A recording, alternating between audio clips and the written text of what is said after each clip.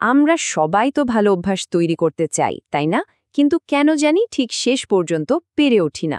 James ক্লিয়ারের বিখ্যাত বই atomic habits ঠিক এই জায়গাতেই আমাদের সাহায্য করে। বইটা বলে সমস্যাটা আসলে আমাদের না, সমস্যাটা আমাদের পদ্ধতিতে। তো চলুন এই অসাধারণ বইটার কিছু মূল ধারণা একটু সহজ করে জেনে নেওয়া যাক। আচ্ছা, বছরের শুরুটা কেমন হয় বলুন তো? একদম নতুন নতুন পরিকল্পনা, তাই না? যেমন এবার থেকে রোজ ব্যায়াম করবই, অনেক বই পড়ব বা স্বাস্থ্যকর খাবার খাবো। কিন্তু মাস ঘুরতে না ঘুরতেই সব আবার আগের মতো। এই ব্যাপারটা কি খুব পরিচিত লাগছে? আসলে ভালো অভ্যাস ধরে রাখাটা এত কঠিন কেন? চলেন এর আসল কারণটা একটু খুঁজে বের করা যাক।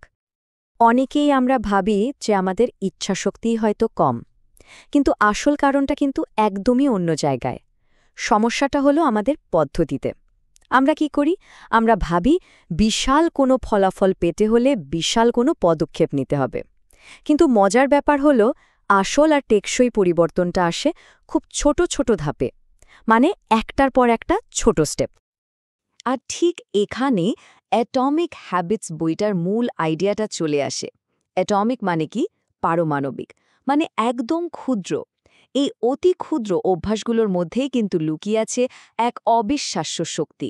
চলুন দেখি ব্যাপারটা আসলে কিভাবে কাজ করে। একটু ভাবুন তো, প্রতিদিন মাত্র 1% মানে 1% করে ভালো হওয়া। শুনতে কেমন লাগছে? মনে হচ্ছে আরে এটা তো কিছুই না, 1% উন্নতি তো চোখেও পড়বে না। কিন্তু এখানেই কিন্তু আসল চমকটা লুকিয়ে আছে। এই গ্রাফটা একবার দেখুন, কি দারুণভাবে ব্যাপারটা দেখানো হয়েছে। প্রতিদিন মাত্র 1% করে উন্নতি করলে জানেন 1 বছর শেষে কি হবে? 37 গুণ এগিয়ে যাওয়া যাবে।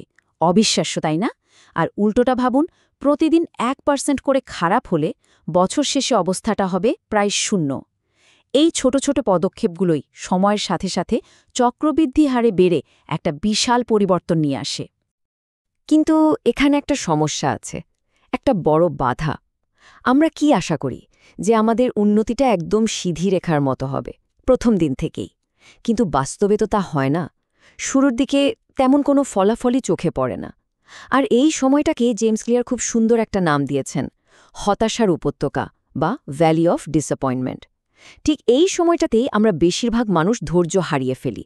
কারণ সঙ্গে সঙ্গে রেজাল্ট না পেলে মনে হয় এত কষ্ট করে তো কোনো লাভই হচ্ছে না।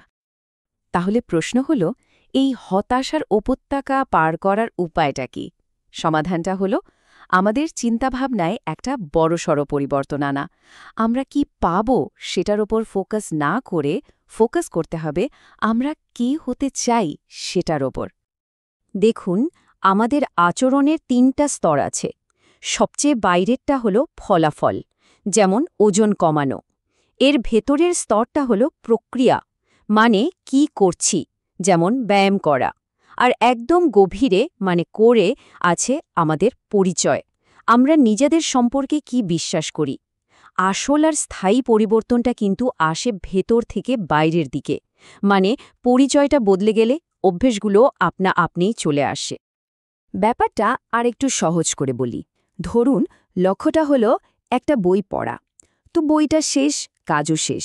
কিন্তু লক্ষ্যটা যদি হয় একজন পাঠক হওয়া, তাহলে তাহলে কিন্তু বই পড়াটা সারা জীবনের একটা অংশ হয়ে যাবে। পার্থক্যটা কি বিশাল না? কি অর্জন করতে চাই তার চেয়েও অনেক বেশি গুরুত্বপূর্ণ হলো আমরা কি ধরনের মানুষ হতে চাই। বেশ, পরিচয় ভিত্তিক লক্ষ্যের ব্যাপারটা তো বোঝা গেল। কিন্তু এই অভ্যাসগুলো আসলে তৈরি হয় কিভাবে? আমাদের ব্রেইনের ভেতরে ঠিক কী ঘটে? চলেন এবার এর পেছনের সায়েন্সটা একটু সহজ করে জেনে নেওয়া যাক। যে কোনো অভ্যাস, সেটা ভালো হোক বা খারাপ, আসলে 4টা ধাপে তৈরি হয়। প্রথমে আসে একটা কিউ বা সংকেত, যেটা আমাদের ব্রেইনকে একটা সিগন্যাল দেয়। এরপর তৈরি হয় ক্রেভিং, মানে একটা তীব্র ইচ্ছা বা আকাঙ্ক্ষা।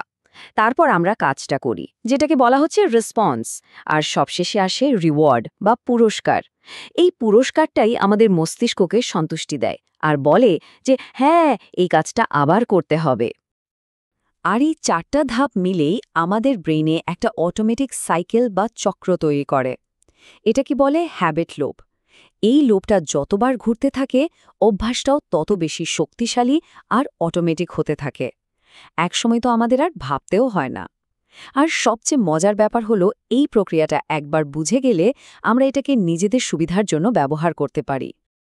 তো ভালো অভ্যাস তৈরির জন্যে জেমস ক্লিয়ার 4টে সহজ সূত্র দিয়েছেন। ওই যে হ্যাবিট লুপের 4টে ধাপ দেখলাম, প্রত্যেকটা ধাপের জন্যে একটা করে সূত্র। অভ্যাস করার প্রথম আর সবচেয়ে জরুরি পদক্ষেপটাই হলো প্রথম সূত্রটা কাজে লাগানো। মেক ইট অবভিয়াস, মানে হলো একে সুস্পষ্ট করুন। এই সূত্রটা কাজে লাগানোর একটা দারুণ আর সহজ কৌশল হল হ্যাবিট স্ট্যাকিং। ব্যাপারটা অনেকটা একটার উপর আরেকটা ব্লক বসানোর মতো। মূল আইডিয়াটা হলো যে নতুন অভ্যাসটা তৈরি করতে যাই সেটাকে আমাদের প্রতিদিনের কোনো একটা পুরনো অভ্যাসের সাথে জুড়ে দেওয়া। ফর্মুলাটা খুবই সহজ। আমার এই বর্তমান অভ্যাসটার পরে আমি ওই নতুন অভ্যাসটা করব। এখানে কিছু দারুণ উদাহরণ আছে। যেমন ধরুন, মেডিটেশনের অভ্যাস করতে চান, তাহলে খুব সহজেই ঠিক করে নেওয়া যায় প্রতিদিন সকালে কফির কাপটা হাতে নেওয়ার ঠিক পরেই আমি 1 মিনিট মেডিটেশন করব। কি হলো এখানে? আমাদের পুরনো অভ্যাস মানে কফি বানানো, এটাই নতুন অভ্যাসের জন্য একটা ট্রিগার বা কিউ হিসেবে কাজ করল। ফলে নতুন করে আর ইচ্ছাশক্তির ওপর জোর দিতে হচ্ছে না। কি দারুণ না ব্যাপারটা? তাহলে আমরা কি দেখলাম? আমরা দেখলাম ছোট ছোট অভ্যাস কিভাবে বিশাল পরিবর্তন আনে, ফলাফলের চেয়ে পরিচয় কেন বেশি জরুরি, আর কিভাবে একটা পুরনো অভ্যাসের সাথে নতুন আর একটা অভ্যাসকে জুড়ে দেওয়া যায়। এখন প্রশ্ন হলো, এই সব কিছুর মূল কথাটা কি? আসল মেসেজটা কি? আসল শিক্ষাটা এই একটা উক্তির মধ্যে লুকিয়ে আছে। জেমস ক্লেয়ার বলেন, আমাদের প্রত্যেকটা কাজই হলো সেই মানুষটার পক্ষে একটা করে ভোট, যে মানুষটা আমরা হতে চাই। ব্যাপারটা একটু ভেবে দেখুন, যখন আমরা প্রতিদিন ব্যায়াম করি, আমরা আসলে একজন স্বাস্থ্য সচেতন মানুষের পরিচয়ের জন্য ভোট দিচ্ছি। যখন আমরা বই পড়ি, তখন একজন জ্ঞান পিপাসু মানুষের জন্য ভোট দিচ্ছি। তাহলে এই আলোচনাটা শেষ করার আগে আসুন আমরা সবাই নিজেকে শুধু এই একটা প্রশ্ন করি। আজকের দিনে আমরা যে ছোট ছোট কাজগুলো করছি সেগুলো আমাদের কোন পরিচয়ের পক্ষে ভোট দিচ্ছে? একটু ভেবে দেখা যাক, কারণ উত্তরটা কিন্তু আমাদের নিজেদের হাতেই।